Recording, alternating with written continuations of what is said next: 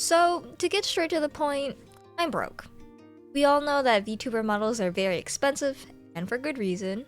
And what do you do when you're broke and you want to be a VTuber?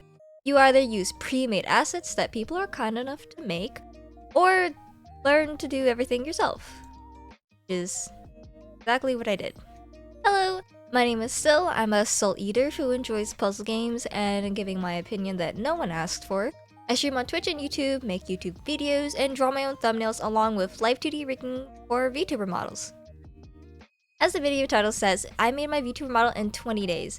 It took me 13 days to draw the model art and then 7 days to rig in live 2D. I only realized the short amount of time it took me to make this model because I posted on Twitter whenever I started or finished a part of the model process. I honestly don't know what possessed me to do all that in a short amount of time. Maybe it was my determination to start making videos again, but I know for a fact that I really wanted a new character reference sheet so that people don't end up drawing me as like my previous design I had. But one thing I would like to clarify is that if anyone watching this ever decides to commission me to draw and or rig their VTuber model, please do not expect to receive it in less than a month, okay? That's unrealistic. The amount of time it took me to make this model was only possible because it was made for myself, and the design is fairly simple. It doesn't have many parts to work with. When making a VTuber model, the first thing you need is a character design. I had been previously using a character I created years ago, but decided I want to do a slight rebrand and design a whole new character for myself. I always love the beginning process where I get to design the bare body. That means facial structure, hairstyle, species, tattoos, markings, body parts, all that fun stuff. The part I really struggle with is the outfit design. Honestly, I had the idea for my character envisioned in my head for a while now, but I never got to drawing it yet because I spent months trying to figure out what outfit to put them in.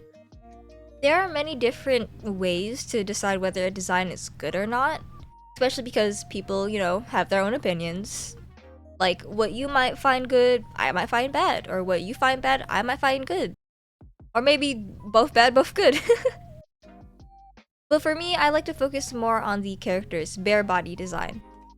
So imagine an anime character whose design you really like, and then, respectfully, take off all their clothes.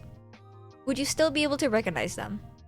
Now imagine the same character, naked or clothed, but in a different art style. Do you still recognize them? These are the kind of questions I asked myself while I was designing my character. There are only so many different and unique designs out there, so I wanted to try my best to create something that could be easily recognizable and less mistaken for another VTuber or existing character in a show. A while back, I watched a video by EG on VTubers designs, which I found really helpful, and I highly recommend it to those who want to design their own VTuber personas. They mentioned the method of markable plush test, where you draw your character in chibi proportions with simplified shapes, while it still retains its identity. At some point, I was getting overly worried, thinking my design might not have enough detail to be recognized, but when I tried out this chibi plush method, my worries about that went away since I was still able to recognize my own character. Ultimately, around the beginning of December 2023, I decided to say fuck it and started to draw the character idea I had in my head for months and put an oversized sweater on them. I really wanted to stay away from the oversized sweater aesthetic because it is kind of basic, but I reasoned with myself saying I can always design a new outfit to use later on. Now that I finally have my VTuber design all sketched out, it's time to start drawing the model art. Unfortunately, I don't have any footage of me working on the art because I was so busy drawing, I didn't think to start recording it. I will admit I did have some trouble shading the hair because I hadn't gone past the sketch phase of an illustration in over a year. Yeah, I was a bit rusty trying to figure out how shading works, in general. Again. The face was fairly simple for me since I didn't put too much detail in. I've always had an idea for how I wanted the iris based design, But once I started coloring it, I remembered that VTuber models usually have very captivating looking eyes. I didn't want too many details in the model's eyes because it might distract from the triangle pupil I really wanted in the design. Then I realized too much shading ended up making the eye color more goldish than I wanted, since it was supposed to be that piercing yellow color that gives you the illusion of it possibly being able to glow in the dark. Realistically, I don't make enough money from content creation to fund a fancy VTuber model, so I'm probably going to be making my next one as well. You could suggest that money from my job or art commissions can fund it instead, but those are all going to my bills and groceries. VTuber models are an investment and a luxury.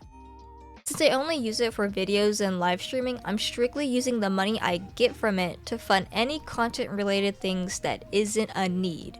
Fancy VTuber models are a want.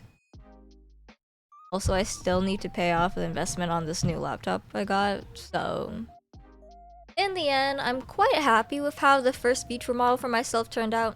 There are some things I wish I had done differently, but instead of going back to rework on the current model, I'm going to just note it down and make sure the next one looks even better.